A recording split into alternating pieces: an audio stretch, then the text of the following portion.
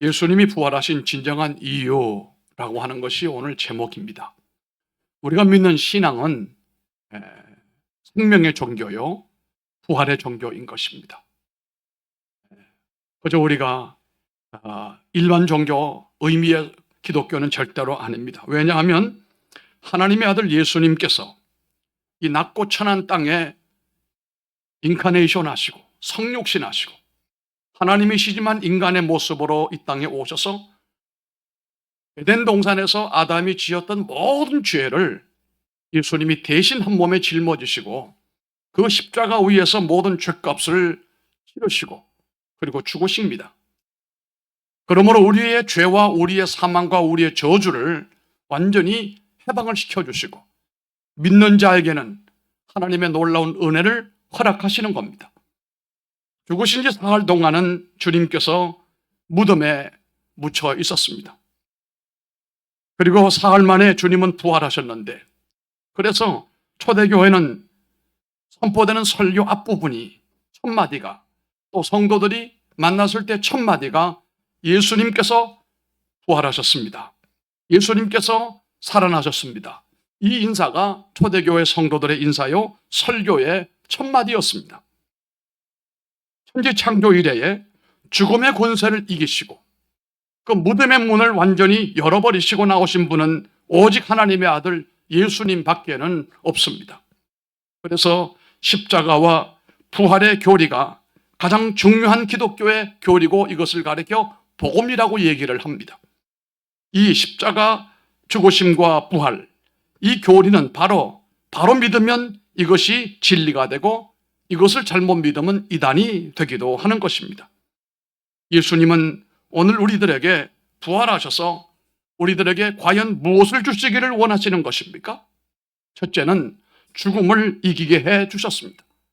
예수님의 부활은 그를 믿는 모든 사람들에게 따라합니다. 죽음을 이기게 하셨습니다. 앞에서도 말씀드린 것처럼 아담이 인류의 대표였어요. 에덴 동산에서 범죄함으로써 그의 모든 후손들이 범죄인이 된 겁니다. 하나님으로부터 단절되어지게 되고 죄를 짓는 존재로 전락해버리고 말았습니다.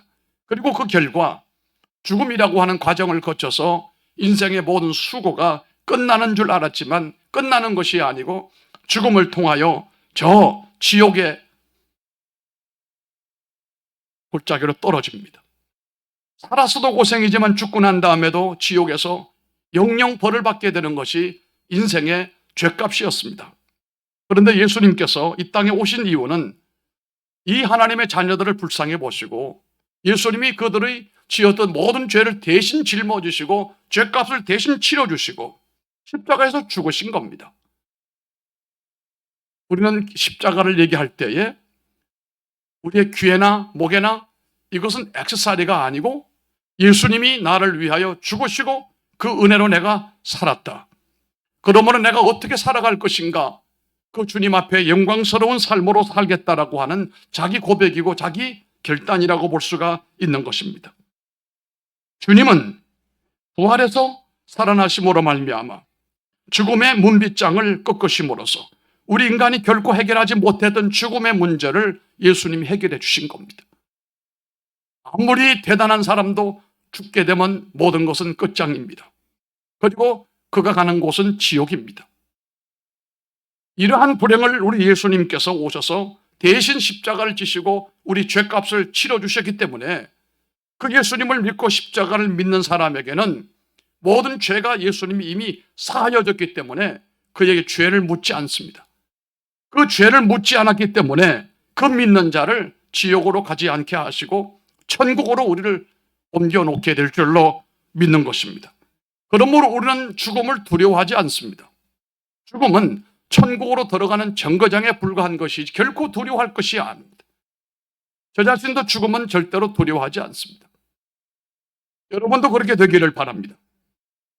우리 주님께서 3일 동안 무덤에 있었던 이유는 우리의 모든 죄를 짊어지시고 완전히 해결하시기 위한 기간이었다고 볼 수가 있습니다.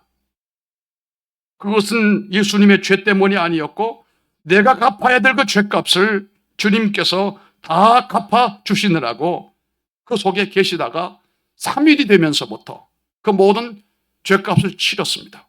테텔레스타이, 값을 다 치르시고 예수님께서 거기 더 이상 있을 필요가 없잖아요. 그래서 무덤 문을 여시고 부활하신 것입니다. 예수님은 우리의 죄를 대신 짊어지시고 죽으시고 3일 동안 철저히 죄값을 치르시고 난 다음 그 믿는 사람들에게는 그 죄의 독소, 이것이 죽음인 것입니다. 죄의 독소인 죽음으로부터 우리를 건져내요. 우리에게도 부활의 생명을 주시고 우리는 죽음의 과정을 통하여 하나님의 나라로 옮겨지는 은총을 허락해 주셨습니다. 그래서 바울은 고린도전서 15장 52절에 이렇게 말합니다. 사망아, 사망아, 내가 어디 있느냐? 사망아, 너의 이기는 것이 어디 있느냐? 사망아, 너의 쏘는 것이 어디 있느냐? 죽음을 두려워하지 않았습니다. 의미가 없었습니다. 사랑하는 성도 여러분, 예수님이 부활하심으로 말미암아 무덤이 죽음을 토해 버린 증거로 받아들이고 있다면 여러분도 죽음을 두려워하지 마시길 바랍니다. 어떻게 살 것인가를 염려하시고 어떻게 살 것인가에 몸부림을 쳐야지 그 죽음이 두려워서 어떻게 죽을까? 여기에 연연할 필요가 전혀 없습니다.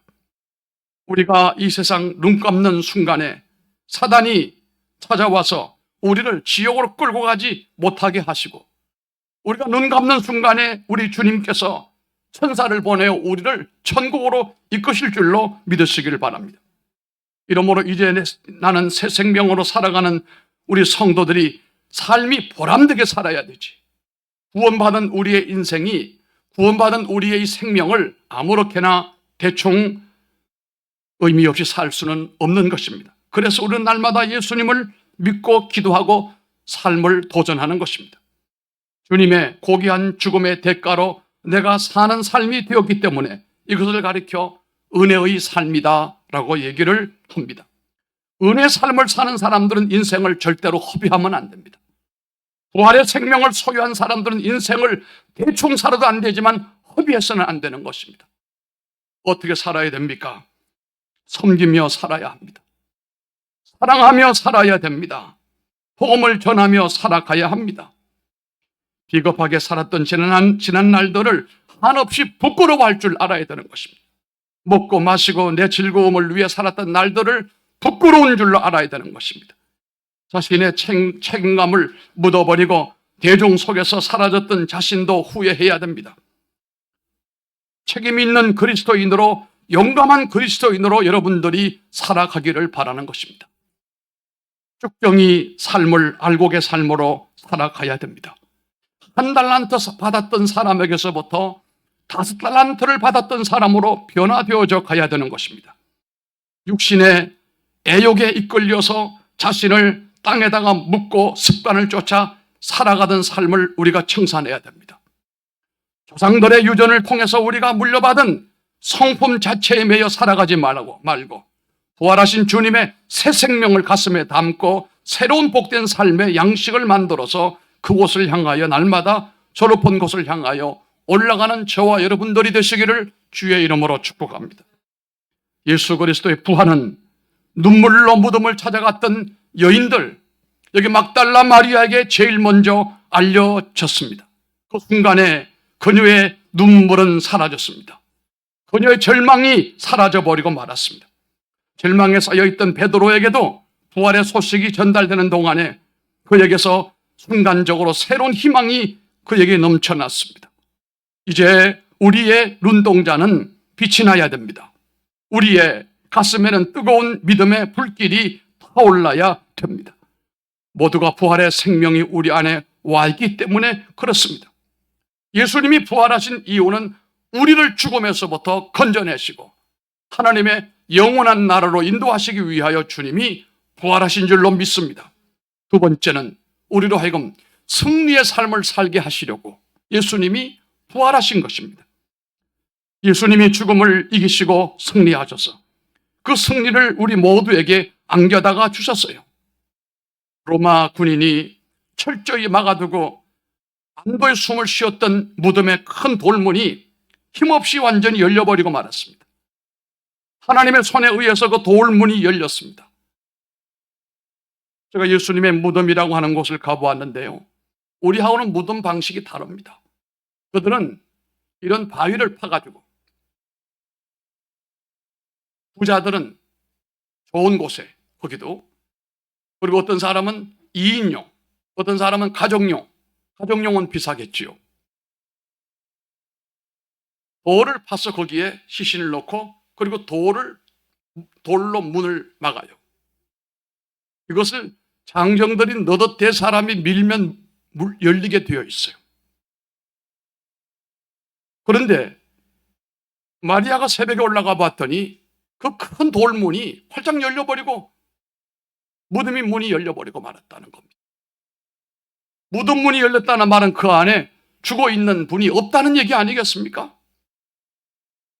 로마 군인들이 그렇게 지켰지만 속절없이 그 무덤의 문이 열려버리고 말았습니다. 이것은 세상의 권력과 권세가 예수님을 어찌할 수 없게 하셨다는 겁니다.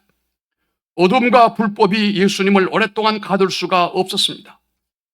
예수님께서 얻으신 승리를 우리에게 주시기를 원하시는데 고린도 후서 4장 8절로 9절에 보면은 그러므로 부활의 생명을, 부활의 신앙을 가진 우리는 우리가 사방으로 우겨싸임을 당하여도 쌓이지 아니하며 답답한 일을 당하여도 낙심하지 아니하며 핍박을 받아도 버림받지 아니하며 거꾸로 떨림을 당하여도 망하지 아니하느니라고 말씀했습니다. 예수님이 제자들에게 또 120 문도들에게도 부활의 소식을 알려주고 그 부활의 생명이 그들에게 닿았을 때 그들의 삶이 달라지고 그들의 눈동자가 빛이 났습니다. 이전처럼 사는 사람은 한 사람도 없었습니다. 부활의 생명을 받은 그들은 완전히 새로운 사람으로 변모가 되었습니다. 그들에게 이전에 있던 두려움이 사라졌습니다. 두려움도 사라졌어요. 비겁한 모습이 사라져버리고 말고 그들이 담대해졌습니다. 이전에는 그들이 숨어 다니고 피해 다니고 힘 있는 사람들에게 눌려 살았습니다만 부활하신 주님을 만나고 난 다음에 이들이 전혀 그런 모습이 보이지가 않았단 말입니다. 무식한 사람인데도 불구하고 유식한 사람으로 바뀌어졌어요. 자신들이 컴플렉스로 여겼던 단점들이 장점으로 바뀌어져 버리고 말았다는 겁니다. 부활의 주님을 만났던 이 사람들처럼 오늘 아침 우리에게도 부활의 주님은 나의 삶을 성공적인 삶으로 인도하시리라고 믿기를 바랍니다. 내 속에 부활의 생명으로 내 속에 있는 모든 죄악을 속절없이 눌러버리고 그리고 하나님의 말씀으로 승리하는 우리가 되기를 바랍니다. 무엇보다도 주님께 헌신하며 사시기를 바라는 것입니다. 왜냐하면 주님으로부터 우리가 살리심을 받았기 때문이고 구원함을 받았기 때문에 그렇습니다. 마지막 세 번째는 예수님이 진정한 부활하신 이유는 우리에게 사명을 주시기 위함이었어요. 의미를 심어주시기 위함이란 말이에요. 심리학 분야에 의미심리학이라고 하는 분야가 있습니다. 이 의미심리학이 만들어지게 된 것은 저 아이슈비츠라고 하는 유대인들 강제 수용소에서 거길 가보게 되면 그 폴란드의 중앙에, 유럽 중앙에 유대인들을 위한 수용소를 만들어서 거기다 끌고 와서 독가스에 데리고 들어가서 목욕을 시켜준다고 해놓고 독가스를 풀어가지고 죽게 만들어버리고 어떤 사람은 구둥에 파서 씹어넣어버리고 수많은 사람이 거기서 죽었단 말이에요. 그런데 어떤 사람이 거기에 들어가게 되면은 이쪽에서부터 저 한 바퀴 돌고 이쪽 가면 죽는 날이에요. 점점 순서가 앞으로 당겨져 가는 거예요. 이 한 사람은 나도 이제 죽어가는구나. 그런데 나는 죽어서는 안 된다. 왜 그러냐고 하면 이 독일 사람들의 만행을, 유대인들의 이 학살을 나는 살아서 후대에 알려야 되겠다. 다시는 이 지구촌에 이런 비극이 생기지 않도록 나는 살아서 이 생생한 모습을 전 세계에 내가 알려야 되겠다. 그리고 기도를 합니다. 하나님, 나는 그냥 살고 싶어서가 아닙니다. 이 참혹한 현실을 누군가에 알려줘야 되겠습니다. 제가 그 사명을 감당하겠으니 내게 생명을 주시길 원합니다. 이상하려만큼 이 사람이 깨서실로 가야 할 그 다음 그 순간에 연합군들이 승리를 거두면서 아우슈비츠의 해방이 이루어졌다는 거예요. 그래서 나온 얘기가 사람이 분명한 의미를 담고 있으면 죽음도 이긴다. 의미를 가지고 있는 사람을 그 누구도 이길 수가 없다. 이걸 다른 말로 말하면 사명이다 이거입니다. 우리는 본래 태어날 때 여러분 잘 아시는 것처럼 알버트 까미 같은 사람은 노벨 문학상을 탔던 사람이에요. 그런데 그의 문학은 전체적으로 보면은 한눈에 알아볼 수 있는 것이 바로 인본주의인 것입니다. 인간이 어떻게 살아가야 될 것이냐. 그런데 그 사람의 인간은 휴머니스트로 그냥 인간스러움으로 살아가는 거예요.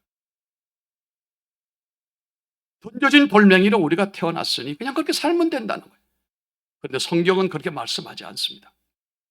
부잣집의 자식으로 태어났던 가난한 집의 자식으로 태어났던 어떤 이는 장애인으로 태어났던 건강한 사람으로 태어났던 이 땅의 생명을 가지고 태어난 사람에게는 하나님께서 전부 의미를 심어주셨다는 거예요. 너는 이렇게 살아라, 너는 저렇게 살아라 의미를 심어줬는데 대부분이 그걸 모른다 이거예요. 모르고 살아가는 거예요. 그러니까 특히 우리나라 같은 경우에는 삶의 의미, 내가 왜 살아야 되는지, 내가 뭘 하면 살아야 되는지, 내가 어디까지 왔는지를 모르는 사람은 자살하기가 딱 맞아요. 우리나라는 OECD 가운데 12년 동안 자살률 1위고 1위와 2위 차이는 엄청난 차이가 나고 평균치의 더블 스코어가 날 정도로 자살률이 높아요. 그만큼 우리 사회가 경쟁사회고 빈부 격차가 심하다는 얘기고 더더구나 한국 사람들의 그 욱하는 기질과 더불어 한국 사람들의 남다른 경쟁 심리가 원인이 되지 않는가라고 얘기를 합니다만 그런데 한 가지 공통점이 있어요. 내가 누군지, 내가 이 땅에 왜 태어났는지, 내가 뭘 해야 되는지를 아는 사람은 자살하지 않아요. 본인이 본인의 생명을 죽이는 것이 자살 아닙니까? 심지어 다른 사람이 나를 타살하는 경우도 의미를 가지고 살아가는 사람은 남들도 나를 못 죽인다. 무슨 소리입니까? 자신의 삶의 목적과 의미를 분명히 가지고 있는 사람은 하나님이 그 생명 지켜주시고 보호해 주신다는 거예요. 여러분은 돌멩이가 아니에요. 굴러다니는 돌멩이가 아니고 하나님께서 주신 하나님의 선물들이고 하나님의 다이아몬드들이에요. 귀한 분들이에요. 자신의 가치를 소중히 여기면서 인생을 싸구려 인생을 살지 말고 예수님으로 말미암아 죄사함 받고 천국 갈 사람이라고 하는 것을 믿는다고 한다면 여러분의 삶을 의미 있는 삶으로 살아가기를 바라는 것입니다. 예수님의 부활을 확인한 사람들은 그 어떤 누구도 그냥 산 사람은 없었습니다. 본문에 나타나고 있는 여기 여인들이 나옵니다. 여인들이 나와요. 예수님의 부활을 제일 먼저 확인한 사람들은 남자가 아니에요. 여자예요. 남자들은 여자들 말 잘 들어야 돼요. 왜 예수님의 부활을 여자가 아니고 남자가 아니고 여자에게 먼저 알려줬을까? 예수님의 제자들도 있는데 왜 그들에게는 안 알려주고 이 막달라 마리아 같이 인생을 비참하게 살다가 예수님 만나서 예수님으로부터 위로받고 삶의 용기를 가지고 살던 사람이 그 예수님이 죽어버렸으니까 얼마나 답답합니까? 방부제를 가지고 혹여 무덤 문을 누가 열어주기만 하면 내가 그 예수님의 몸에 향유를 발라서 그 썩지 않게 해주려고 그 새벽에 막달라 마리아가 험한 산을 올라갔던 것이거든요. 여자로서는 대단한 거예요. 새벽 기도를 하게 되면 남자들은 잘 안 와요. 여자들은 잘 와요. 예수님이 사랑하는 사람은 남자가 아니고 여자라고 말할 수는 있지만 다 그런 건 아닙니다. 우리가 풀리지 않은 퀘션 마크는 예수님이 죽음에서 부활하셨다라고 하는 엄청난 이 빅뉴스를 사랑하는 수제자 베드로에게나 제자들에게는 알리지 아니하시고 이 막달라 마리아, 이전에 귀신 들린 여인이에요. 세상에서 버림받은 여인이에요. 7 귀신이 들어갔던 여인이 얼마나 더럽게 살았겠어요? 그런데 주님이 그를 고쳐주심으로 인생을 의미 있게 살다가 예수님이 죽으시니까 안타까워 새벽에, 아무도 없는 새벽에 그 험한 산길을 올라서 무덤까지 온 거예요. 사람들은 무덤이나 공동묘지는 피해 다니기를 원하는데 이 막달라 마리아는 찾아간 거예요. 여러분, 답을 한번 해보십시오. 왜 그 잘난 제자들, 남자들에게는 알리지 아니하시고 이 연약하고 추하고 세상에서 의미 없는 막달라 마리아에게 이 부활의 소식을 제일 먼저 알려주셨을까요? 제가 볼 때는 여자들 입이 보통이 아니에요.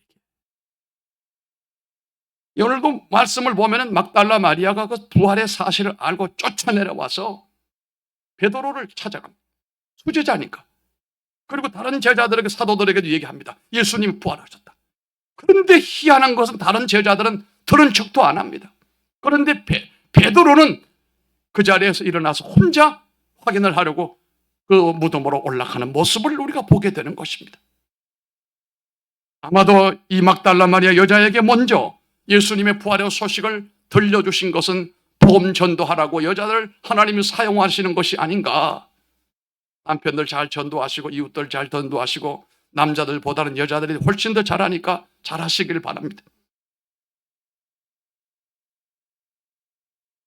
부활의 주님께서 그 사람에게 오게 되면 그 사람은 달라져요. 의미 있는 사람이 되어져 가는 거예요. 여러분, 손가락도 이게 5개가 있는데 이게 다 똑같이 쓰이지 않아요. 이 엄지손가락과 새끼손가락이 이렇게 있어도 엄지손가락이 항상 좋은 것만이 아니에요. 이것도 좋을 때가 있어요. 거기에 콧구멍 팔 때는 이게 차라리 이것보다 낫다는 거예요. 사람은 다 쓸 때가 있어요. 잘난 사람이든 못는 사람이든 자기 의미를 확인하고 의미 있는 삶을 살아가면 전부 다 보물덩어리예요. 그래서 예수 믿는 겁니다. 우리가 세상에서는 멸시받고 천대받아도 예수 앞에 나오면 우리를 존귀한 자로 만들어주시고 하나님의 의미를, 하나님의 축복을 허락하심으로 너는 그냥 돌멩이가 아니야. 너 다이아몬드야. 너 보석이야. 너 금덩어리야. 너 돌대가리야. 아니야. 금대가리야. 그 김민중 목사님이 그때 우리 판교 부흥에 와서 얘기했던 얘기 기억나시죠? 이분이 안산에다가 교회를 크게 하면서 학교를 하나 만들었어요. 사립학교를, 안산 고등학교를 만들었어요. 그걸 만들 때 그 초대 교장이, 우리가 사돈 되시는 분이 초대 교장을 맡았는데 학교를 처음 디자인을 잘 했어요. 그런데 그 학교가요, 그 당시 사립학교로서는 서울대에 항상 3위 안에 들어갔어요. 사법고시도 3위 안에 들어갔어요. 그런데 안산은 여러분 알다시피 공장이 많아요. 그 부자들이 안 사는 데예요. 안산이 뭐예요? 안 산다가 안산이에요. 그런데 이 목사님이 학교를 세우면서 하나님, 여기 맨날 공돌이, 자기 말이 그런 거예요. 공돌이 공순이들 모여 사는데 이게 무슨 학교가 되겠느냐. 애들이 무슨 학교 하는 사람들은 아이들 잘 키워가지고 훌륭한 사람 만드는 것이 학교 목적인데 이거 뭐 여기 뭐 일하는 사람들 자녀들이 뭔 공부를 잘하겠습니까? 이러면서 기도를 했다는, 하나님 여기 학교를 세우라고 하시니 세우는데 제가 볼 때는 여기 있는 사람들이 다 공장 다니면서 공돌이 공순이 돌대가리들인데 저들의 자녀들은, 여기 오는 사람들은 돌대가리가 금대가리가 되게 해주세요. 그래야 되겠습니다. 본인이 그렇게 기도를 했다고 그러더라고요. 그래서 그런지 몰라도 이 안산동산고등학교가 전국에서 유명한 학교가 된 거예요. 어떤 사람이든지 예수 믿고 부활의 생명을 간직하게 되면 그 사람은 의미 있는 사람이고 귀중한 사람이요, VIP다, 이런 말입니다. 부활의 주님께서 내게 찾아오시면 바로 내가 의미 있는 자가 되고 소중한 사람이 되고 복 있는 자가 될 줄로 믿고 축복의 통로가 된다 이래봬도 부활의 주님이 여러분 가정에 들어가시면 가정이 바뀌어져요. 여러분, 가정이라고 하는 것은 여러분 후손들의 모판이에요. 가정이 좋아야 됩니다. 가정은 하나님이 만드신 기관이에요. 지금 가정 해체 시대가 왔습니다. 가족화가 아니라 해체가 되어버리고 가정이 부셔져 버려요. 가정 의미가 없어요. 가정은 분명히 거기 가장이 있어야 되거든요. 가장은 아버지 아닙니까? 이 급진적인 페미니즘이 오면서 가정에 아버지가 필요 없어요. 엄마도 별로 필요하지 않아요. 가정이 필요 없다는 거예요. 이러니 이게 우리 사회의 가장 문제의 근본이란 말이에요. 우리 사회가 제대로 작동되려면 가정이 건전해야 돼요. 가정이 제 기능을 발휘해야 될 텐데 예수 믿는 사람들의 가정은 놀라웠게 변화가 됩니다. 그래서 성경은 말하기를, 찬송하기를 사철에 봄바람이 불어온다. 보통 가정은요, 폭풍이 불어와요. 폭풍 한 선이 몰아쳐요. 그런데 믿는 성도들의 가정은 따뜻한 사철에 봄바람이 불어온다. 아멘. 가정의 부활의 주님이 오시면 이렇게 달라지게 되고 후손들이, 위대한 후손들이 출현되게 될 줄로 믿습니다. 그뿐이 아닙니다. 부활의 주님이 교회에 오시면 교회가 살게 되고, 부활의 주님이 한 국가에 들어오게 되면 국가가 달라지게 됩니다. 부활절 날 새벽에 제물포항에 언더우드와 아펜젤러가 첫 발을 디뎠잖아요. 이러면서 이 나라가 어두웠던 깊은 잠을 이제 뒤로 하고 일어나기 시작을 했습니다. 동방의 조용한 나라가 아니고 세계 빛을 전하는 선교 대국이 되어졌던 것도 부활의 주님이 우리나라에 오셨기 때문이었습니다. 부활의 예수님이 바울에게 임했을 때 바울은 세계로 복음을 전파하는 사람으로 바뀌어졌어요. 부활의 주님이 마르틴 루터에게 임하니까 프로테스탄트가 탄생되고 썩어 빠진 로마 카톨릭이 뒤로 가버리고 프로테스탄트가 일어나게 된 겁니다. 부활의 주님께서 존 칼빈에게 임했을 때 장로교회가 탄생을 했습니다. 부활의 주님께서 윌리엄 부스에게 임했을 때에 구세군이 탄생했습니다. 부활하신 예수님이 조지 윌리엄즈에게 나타났을 때 YMCA가 탄생했습니다. 부활하신 예수님이 언더우드 아펜젤러에게 임했을 때 이강산에 꽃이 피기 시작을 했습니다. 오늘 부활하신 예수님은 여러분들에게 새로운 사명을 주십니다. 그동안 삶의 의미 별로 없이 살았던 자신들이 부끄러워하면서 하나님이 주시는 새로운 사명을 붙들고 도전하게 되어져 가는 것입니다. 돈 잘 벌고 출세하는 것이 목적이 아니에요. 주님의 영광을 위해 살아나가는 위대한 사람으로 바뀌어지게 되는 줄 믿습니다. 이 땅 위에 죽음의 향수를 마구 뿌려대던 사단의 역사는 부활의 생명 앞에 다 사라져버립니다. 부활의 생명을 가진 여러분들이 이제 세상을 살리는 사람들이 되기를 바랍니다. 예수님을 이 땅에 보내주시고 십자가에서 승리하게 하셨던 그 주님의 뜻이 우리를 통해서 아름답게 꽃피게 되기를 바랍니다. 이제 온 인류를 굴복시켰던 무덤은 새 생명으로 말미암아 점령당하여 무덤 문이 열려버리고 말았습니다. 우리는 죽음을 정복을 한 사람들이에요. 저는 죽음을 두려워하지 않습니다. 죽는 거 겁날 거 하나도 없습니다. 왜냐고 하면 예수님께서 죽음의 무덤, 죽음을 상징하는 절망의 문을 열었기 때문에 우리에게도 새 생명을 주신 것입니다. 우리는 무덤을 향해 가지 말고 생명의 나라를 위해서 걸어가시길 바랍니다. 저문은 석양을 향하여 걸어가지 말고 새벽을 향하여 도전하는 삶이 되기를 바랍니다. 실망하여 낙향하지 말고 사명의 장소 예루살렘으로 올라가시기를 바랍니다. 저 하류로 물결 따라 내려가는 고기가 되지 말고 상류를 향하여 그슬로 올라가는 도전적인 삶을 살기를 바랍니다. 이 땅의 제도와 관습에 매여 어쩔 수 없이 끌려가는 인생이 되지 말고 새로운 도전과 새로운 비전과 새로운 꿈을 향하여 하나님의 영광을 위하여 도전해 나가는 여러분들이 되시기를 주의 이름으로 축복합니다. 기도하겠습니다.